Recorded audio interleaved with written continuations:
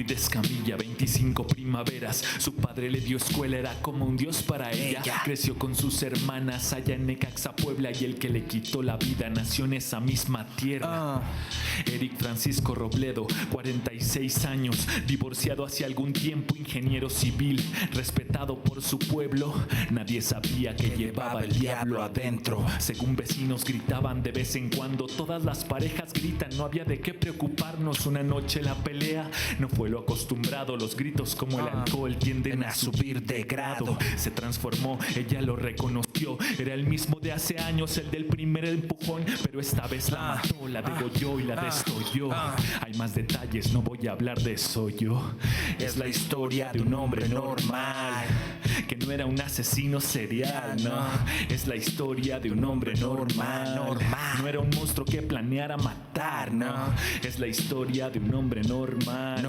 Y eso lo vuelve peligroso en verdad, porque es la historia de un hombre normal. Y de esos hay millones en esta ciudad. Todos tendremos un punto de quiebre al lado de la locura, esperando pacientemente. Habrá solución para no perder el temple, solo buscar el problema antes de que él nos encuentre. Hay una estructura del machismo enraizada en nuestra cultura de hace siglos, así que compas, nos toca romper el ciclo que empieza con el piropo y acaba en feminicidio. Tú eres violento, la violencia se aprende, no viene de nacimiento, pero también se desaprende. Hazlo por ellos, estás a tiempo, antes de que los que amas cambien el amor por miedo. Yo sé que no es sencillo, que pudieras estar en desacuerdo con el feminismo, porque tú sabes que no eres ni violador ni asesino, pero él tampoco lo era hasta que lo hizo. Es la historia de un hombre normal, que no era un asesino serial, no. Es la historia de un hombre normal, que no era un monstruo que planeara matar, no. Es la historia de un hombre normal, y eso lo vuelve peligroso en verdad, porque es la historia de un hombre normal. Y de eso sabemos millones en esta ciudad. Mi país en sangre, que el mensaje circule. Mi país en sangre, que el mensaje circule. Mi país en sangre, que el mensaje circule. Que el mensaje circule, que el mensaje circule. Otro feminicidio, esta vez en Ures, Sonora. Esta vez Raquel Padilla, respetada historiadora. Otra vez su pareja, el hombre en el que confía. Las manos que la enamoran ahora le quitan la vida. El hijo menor de ella se da cuenta, intenta defenderla, busca ayuda afuera. Encuentran al asesino sobre Raquel cuando llegan, en la mano un arma blanca, en el pecho un alma negra. Intentó suicidarse, lo salvaron, lo hospitalizaron. Será en vida que pague ese daño. Le dieron 45, tiene 58. En Sonora le desean que ojalá viva 100 años. No serás de nadie si mía no eres. Los hombres creyéndose dueños de las mujeres. No celas lo que quieres, a ver qué te parece. Celas lo que crees que te pertenece. Urgen proyectos de prevención, de concientización de los hombres, de reflexión. Lo tenemos tan adentro porque así se nos crió, pero nos toca reeducarnos y hacer un cambio a favor. Lo de Raquel viene a confirmar lo mismo. Esto no respeta clases, estudios ni oficios. No solo en la ignorancia funciona su mecanismo. A Raquel ni el doctorado la salvó del machismo. Del pueblo yaqui la mayor divulgadora, de las mujeres indígena defensora, y ahora es otra de las 98 mujeres que este año han sido asesinadas en Sonora. Ahora entiendes lo poco que reclaman, puedes empatizar con el miedo del que nos hablan. Ya no están seguras ni en las calles ni en sus casas, si las matan hasta los que juran que las aman.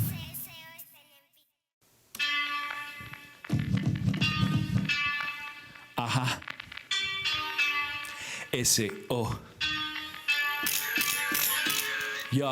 Olimpia Coral fue al Ministerio Público a denunciar la difusión de su video íntimo.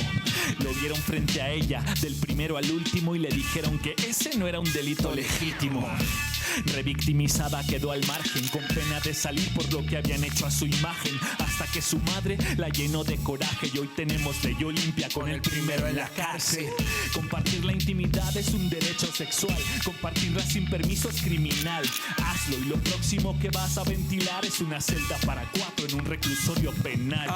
Y cuando tu intimidad está en la plaza, el escarnio público te despedaza. Otra chica se suicida, la presión la rebasa. El que la colgó en las redes, también la colgó en su casa. Tener sexo digital libremente es un derecho sexual inherente.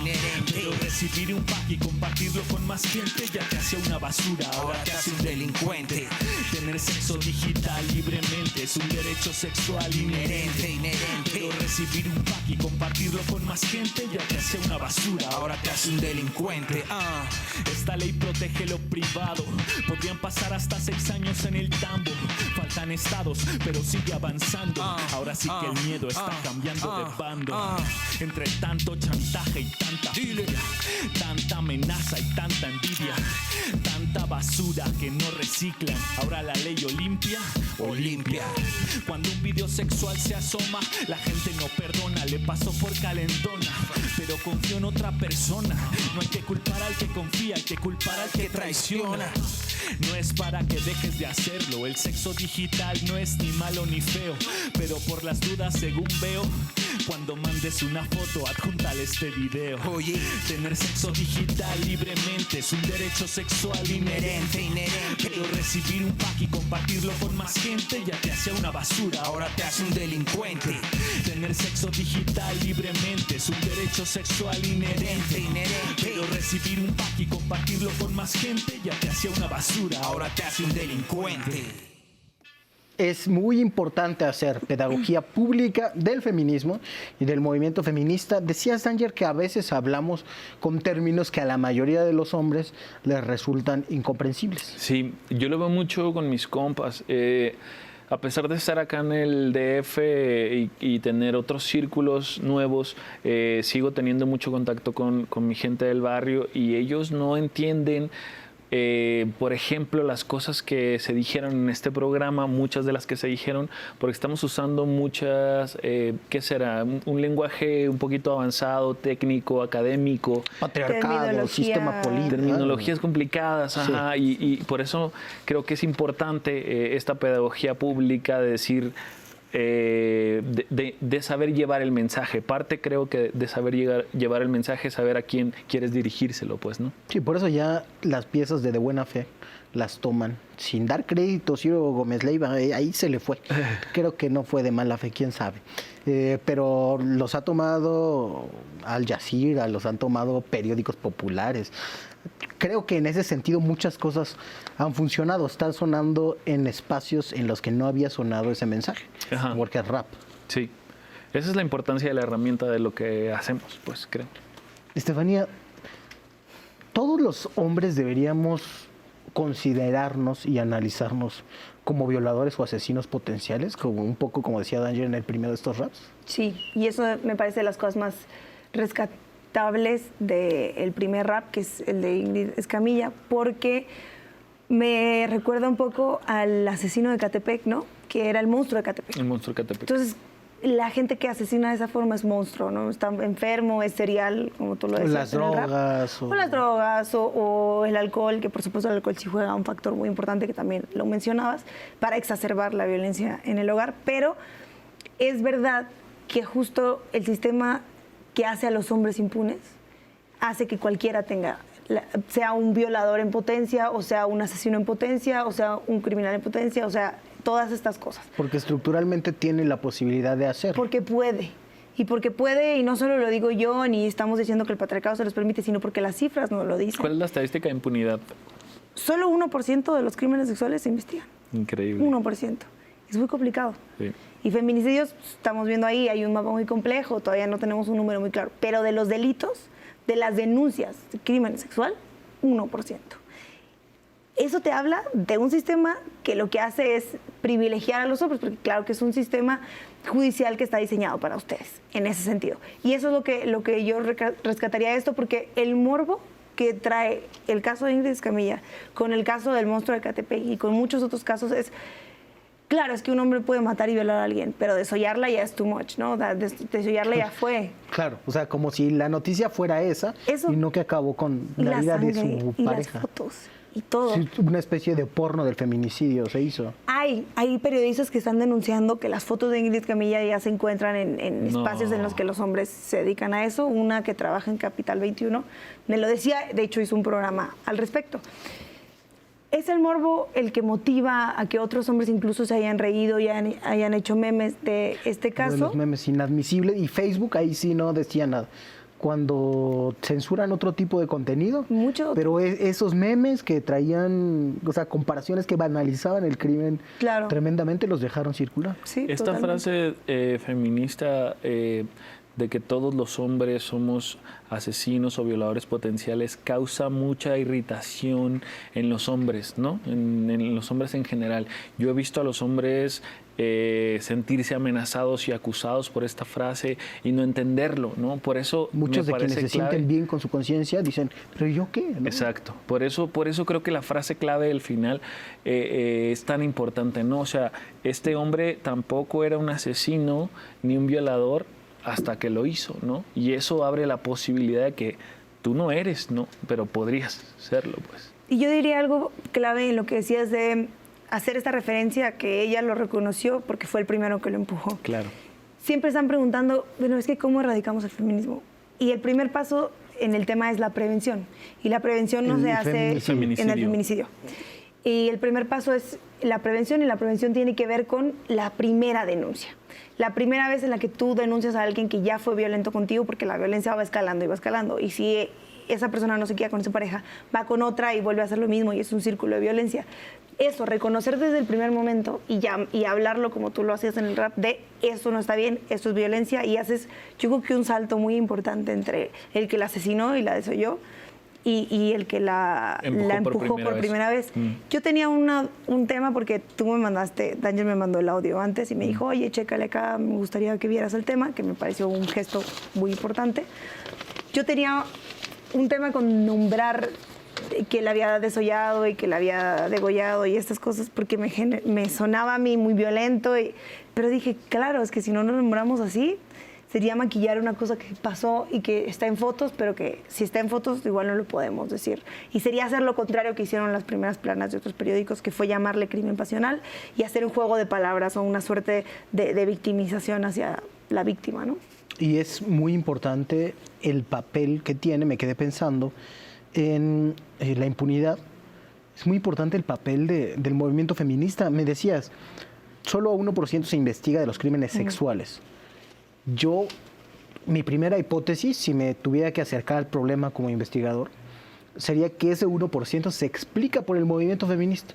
Hace poco una compañera que trabaja en acompañamiento a casos de estos, le sonó el teléfono, estuvo en eso todo un día, apoyando a una víctima que se tardó en el Ministerio Público todo el día, casi 24 horas, creo. O sea, es de una complejidad enorme, y sin el movimiento de las mujeres, ni ese 1% habría probablemente. Claro. A mí me dijeron, o bueno, hubo un par de comentarios que decían que era muy oportunista hacer un rap sobre esto que estaba sonando, ¿no? Y yo me puse a reflexionar y creo que debería ser importante que todo el mundo fuera un oportunista y aprovechar ese oportunismo, y que todo el mundo hable de eso, y que la derecha, que nunca hablaba de eso, ahora hable de eso, y que, o sea, a mí me parece genial que se ponga en el imaginario público, ¿no? Y que esté el tema en todos lados. Es lo que yo creo. ¿Tú qué crees sobre eso? Yo creo que se tiene que decir y se tiene que aprovechar todas las plataformas para decirlo. Justo el problema mayor es invisibilizarlo, no hablarlo, no decirlo, y no hacerlo por miedo a que te juzguen por oportunista. Pues me parece que quien te lo dijo lo hizo sin reflexionar lo que hay detrás de la importancia de mencionar estas cosas, porque lo que no se nombra no existe. Si no hablas de eso, no... Yo creo que también hay que mencionar el oportunismo, porque no es lo mismo que Danger mencione o que se sume a una causa, digamos, contra un sistema, contra el sistema dominante, que se trepe a eso siendo un hombre, hablar de feminismo. Eso no es lo mismo a que lo haga Margarita Zavala, Mariana Gómez del Campo, la derecha, que aprovecha esto para hacer algo que Gramsci llamaba revoluciones pasivas. En este caso diría cambios pasivos. Entonces, la derecha toma el tema del feminicidio, pero derechos sexuales y reproductivos, a eso ya no te metas, ¿no? Claro. Entonces, sí, combatamos todos el feminicidio, pero no dicen o no pugnan por una mayor liberación de las mujeres. Entonces, yo creo que también hay que nombrarlo. Sí, claro que es oportunismo, y también es darle un juego mucho mayor a al patriarcado en ese sentido y siendo aliada desde un lugar muy cómodo, pero que el feminismo ya te permite hablarlo desde ahí. Sin embargo, yo creo que un poco lo que hace Danger en este espacio es hablar del feminicidio tal cual, que es lo que no se le niega a las mujeres que no están a favor del derecho a decir, tú puedes hablar del feminicidio, está bien, pero no desde un espacio, desde el feminismo en el que tú acomodas el feminismo a tu manera, porque justo es entender una violencia, pero no hacerte cargo del resto de las violencias. Yo quería hacer un vínculo entre el último rap y el primero, y es lo que decían, que hablabas del sistema judicial, que no está diseñado para las mujeres. ¿Te parece si lo seguimos hablando después de un corte?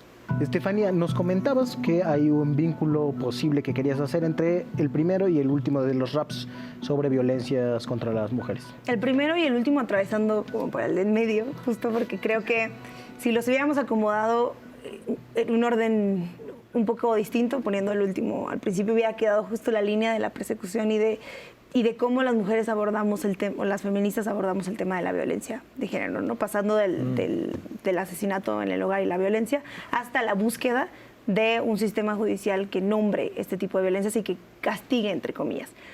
El tema de que la justicia no esté contemplando a las mujeres y que no esté hecho para las mujeres te lleva al movimiento feminista a un lugar mucho más punitivo, que termina dando sentencias por compartir fotos de hasta 6 años, que es lo que mencionabas al final.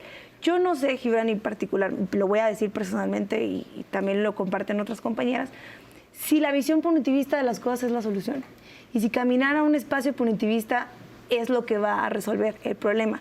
A mí me tocó estar en la marcha de Raquel, que es el rap en medio, me tocó estar en Hermosillo, y esas marchas, en México, las marchas feministas desembocan en el Zócalo. En Hermosillo desembocan en el Poder Judicial.